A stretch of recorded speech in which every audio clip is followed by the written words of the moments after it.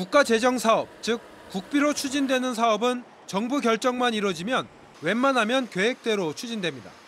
계획에 차질을 빚는 사업은 주민이나 환경단체 등의 극렬한 반대가 있는 경우가 대부분입니다. 하지만 동서고속화철도는 정부가 하기로 해놓고 정부의 다른 부처가 발목을 잡고 있습니다.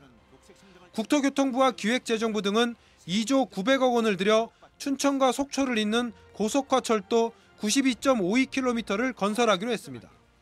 이미 기본 설계비 165억 원과 실시 설계비의 일부 27억 원도 확보했습니다. 하지만 이곳 춘천역에서 이어져 속초까지 연결해야 하는 동서고속화철도 사업은 환경부에 걸려 한 발도 못 나가고 있습니다.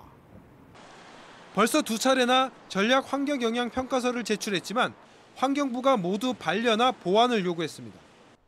백두대간이나 국립공원을 우회하는 대안노선 등이 검토되지 않았다는 이유에서입니다. 그런데 반대하는 근거가 강원도로서는 이해할 수 없는 부분이 많습니다.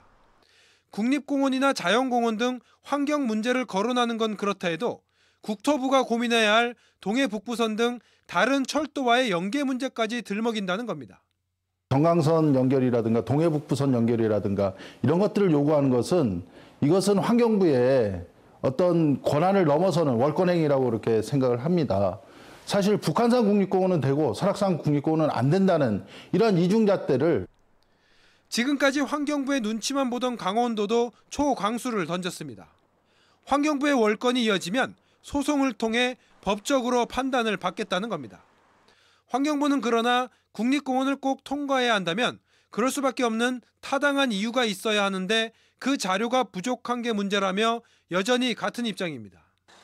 노선이 지나는 춘천과 화천, 양구와 인제, 속초 주민들도 더는 참지 않겠다며 강력한 투쟁을 예고한 상태여서 반대만 하던 환경부가 전략 환경영향평가에 대해 이번에는 어떤 판단을 할지 주목됩니다.